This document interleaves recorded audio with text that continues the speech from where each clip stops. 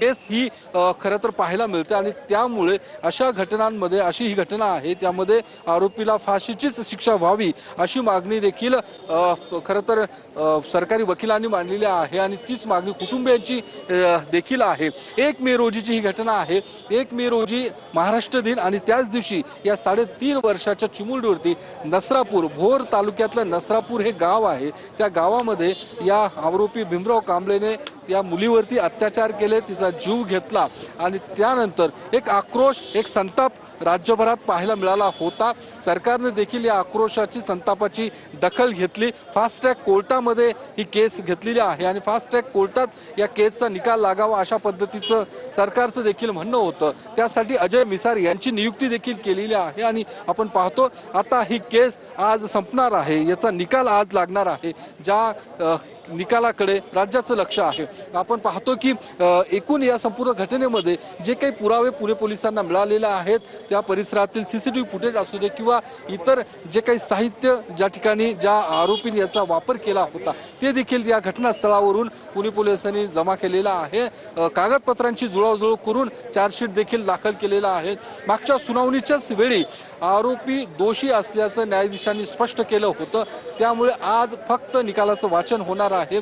ज्या निकालाचं वाचन करताना कोर्टाने अनेक दाखले हे खरं तर कोर्टात मांडलेलं पाहायला मिळतात आणि त्यामुळे आता निकाल नेमका काय येणार हे देखील बघणं महत्त्वाचं आहे। मात्र ज्या पद्धतीने मागच्या सुनावणीच्या वेळी या चिमुरडीच्या वडिलांनी देखील कोर्टापुढे विनंती केली होती की या प्रकरणातल्या आरोपीला जर मृत्यूदंडाची शिक्षा सुनावली नाही तर निश्चितच समाजात वेगळा संदेश जाण्याची शक्यता आहे आणि जर मृत्यूदंडाची शिक्षा सुनावली तर समाजात देखील एक वेगळा संदेश जाण्याची शक्यता आहे, कारण अशा पद्धतीच्या घटनांची पुनरावृत्ती या पुढच्या काळात होऊ नये यासाठी या आरोपीला मृत्यूदंडाची शिक्षा सुनावण्याची गरज आहे।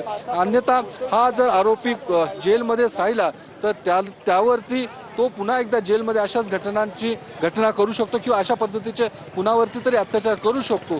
त्यामुळे याला मृत्यूदंडाची शिक्षा सुनावण्याची गरज आहे असं देखील कोर्टाचं एकूण ज्या पद्धती कुटुंबियांचं म्हणणं आहे। त्यामुळे आता या सगळ्या घटनांचा विचार करता कोर्ट काय निकाल देणार हे देखील बघणं महत्त्वाचं आहे। काही वेळातच निकाल येणार आहे। ज्या पद्धती अजय मिसार यांनी देखील प्रतिक्रिया दिलेली आहे, अवघ्या काही वेळात ही निकाल समोर येण्याची शक्यता आहे। ही घटना दुर्मिळातील दुर्मिळ अशा पद्धतीची अतिशय क्रूरतेची घटना आहे हे निरीक्षण देखील कोर्टाने नोंदवलेलं आहे। शंकर खाडे प्रकरणाचा देखील दाखला देण्यात आलेला आहे।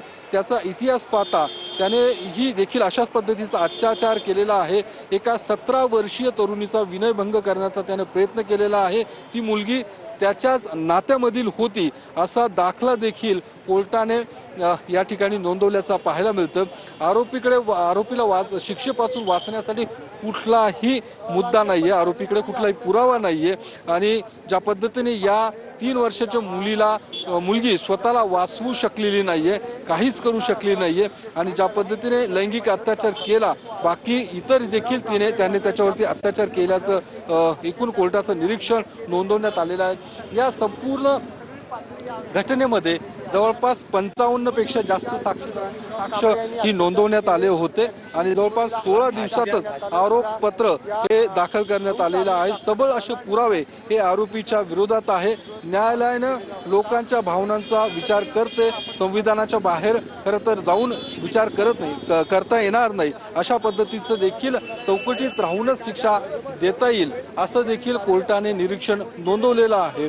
हातुआ केसमध्ये देखील 8 वर्षाच्या मुलीवरती खरं तर गँग रेप करण्यात आला होता।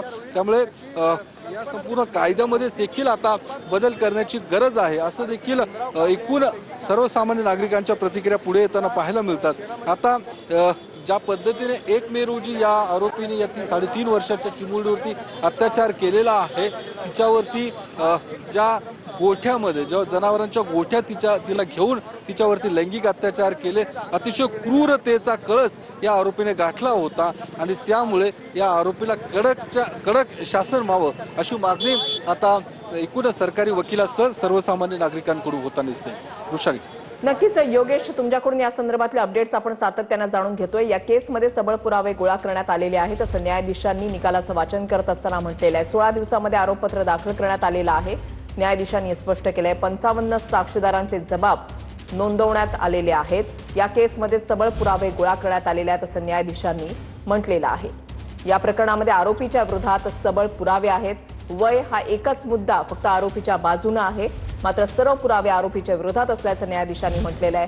55 साक्षीदारांचे साक्ष नोंदवण्यात आले. त्या घटनेला दुर्मिळातली दुर्मिळ घटना बोललं पाहिजे, म्हणजे रेअरेस्ट ऑफ द रेअर केस म्हटलं पाहिजे असं न्यायाधीशांनी म्हटलंय. बच्चन सिंग प्रकरणामध्ये मृत्यूदंडाची शिक्षा देण्यात आलेली होती. या घटनेला दुर्मिळातली दुर्मिळ केस म्हटली पाहिजे. आरोपी मृत्यूदंडाच्या शिक्षेला पात्र असल्याचं न्यायाधीशांनी निकाल वाचनाच्या दरम्यान म्हटलंय. वासनेसाठी केलेलं हे कृत्य हे मृत्यूदंडाला पात्र असल्याचं त्यांनी म्हटलंय. कोर्टाकडून निरीक्षण या ठिकाणी नोंदवलं जाते आणि कोणत्याही क्षणी फैसला येणार आहे. शिक्षेपासून वाचण्यासाठी आरोपीकडे कुठलाही पुरावा नाही. न्यायाधीशांकडून शंकर खाडे केसचा दाखला देण्यात आलेला आहे. 12 केसेसचा दाखला त्यांच्याकडून देण्यात आलेला आहे. पंजाब त्याच्यानंतर महाराष्ट्रामधल्या निकालांचा दाखला देण्यात आलेला आहे. शिवाय निर्भया प्रकरणाचा दाखला देखील कोर्टाकडून देण्यात आलेला आहे. आणि याआधी आरोपीनं पीडितेचा विनयभंग करण्याचा प्रयत्न केलेला होता. पीडितेच्या शरीरावर 18 जखमा आढळलेल्या आहेत असं कोर्टानं या ठिकाणी म्हटलेलं आहे. याआधी आरोपीनं अल्पवयीन मुलीचा विनयभंग करण्याचा प्रयत्न केला. आरोपीनं केलेलं कृत्य पाहता तो मोठ्या शिक्षेला पात्र असल्याचं कोर्टानं या निरीक्षणादरम्यान म्हटलंय. आरोपीनं केलेला हे कृत्य पाहता तो मोठ्या शिक्षेला पात्र असल्याचं कोर्टानं म्हटलंय. अत्याचार करताना आरोपीनं क्रूरतेचा कळस गाठला. या केसमध्ये सबळ पुरावे गोळा करण्यात आलेले आहेत असं कोर्टानं म्हटलेलं आहे. आणि अत्याचार करताना आरोपीनं क्रूरतेचा कळस गाठला असं निरीक्षण कोर्टानं नोंदवलेलं आहे. याआधी आरोपीनं अल्पवयीन मुलीचा विनयभंगाचा प्रयत्न केलेला होता. ही घटना दुर्मिळातली दुर्मिळ घटना आहे, अतिशय क्रूरतेची घटना आहे असं कोर्टानं म्हटलंय. आणि पीडितेच्या शरीरावर 18 जखमा आढळल्यात असं कोर्टानं या ठिकाणी म्हटलेलं आहे. बलात्कार, हत्या आणि पॉक्सो अंतर्गत आरोपीच्या विरोधात गुन्हा दाखल करण्यात आलेला आहे. 14 ते 16 दिवसामध्ये 1200 पानांचं दोषारोपपत्र पोलिसांकडून दाखल करण्यात आलं आणि 50 ते 52 दिवसामध्ये कायदेशीर प्रक्रिया पूर्ण झालेली आहे. 55 साक्षीदारांची साक्ष नोंदवण्यात आलेली आहे. आरोपीनं केलेलं कृत्य पाहता तो मोठ्या शिक्षेला पात्र असल्याचं कोर्टानं म्हटलं. करेल की ज्या पद्धतीने या केसचा तपास केला गेला आणि आज शेवटी आपण ज्या निकालाची वाट बघत होतो त्या नसरापूरच्या केसमध्ये या विकृत नराधमाला माननीय कोर्टाने फाशीची शिक्षा त्या ठिकाणी सुनावली आहे. मला असं वाटतंय की ही फाशीची शिक्षा ही फक्त एका या गुन्ह्यातल्या आरोपीसाठी नाही, तर अशा विकृत मानसिकता असलेल्या या राज्यामध्ये जे हरामखोर लांडगे फिरतायत या सगळ्यांसाठीचा कठोर इशारा आहे.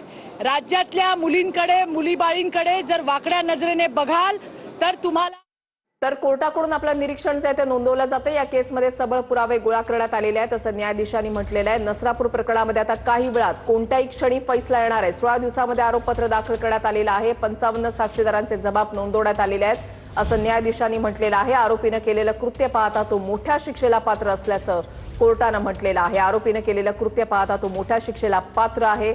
वय हा एकच मुद्दा आरोपीच्या बाजूने आहे, मात्र सर्व पुरावे आरोपीच्या विरोधात आहेत.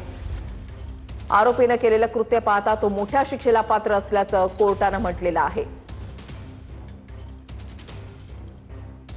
कोर्टानं निरीक्षण नोंदवत असताना पंजाब तसंच महाराष्ट्र निकालांचा दाखला दिलेला आहे. निर्भया प्रकरणाचा दाखला देखील कोर्टाकडून या ठिकाणी देण्यात आलेला आहे. 2012 मध्ये घडलेलं निर्भया प्रकरण 2020 मध्ये 4 आरोपींना फाशीची शिक्षा सुनावण्यात आलेली होती. त्या प्रकरणाचा देखील दाखला या ठिकाणी देण्यात आलेला आहे. रेअरेस्ट ऑफ द रेअर केस या आहे, दुर्मिळातला दुर्मिळ खटला हा म्हणावा लागेल. आरोपीनं केलेलं कृत्य पाहता तो मोठ्या शिक्षेला पात्र असल्याचं कोर्टानं म्हटलेलं आहे. वयाव्यतिरिक्त आरोपीच्या बाजूनं काहीही नाही असं कोर्टानं या ठिकाणी म्हटलेलं आहे. 1 मेला ही अमानुष अशी घटना घडलेली होती. आरोपी भीमराव कांबळेला काय शिक्षा सुनावली जाते हे आता काही वेळातच, काही मिनिटातच स्पष्ट होणार आहे. कोर्ट आपला फैसला देणार आहे. आरोपीने केलेलं कृत्य पाहता तो मोठ्या शिक्षेला पात्र असल्याचं कोर्टानं म्हटलेलं आहे. सरकारी वकिलांनी युक्तिवादामध्ये 12 केसेसचा उल्लेख या ठिकाणी केलेला आहे. अनेक प्रकरणांमध्ये आरोप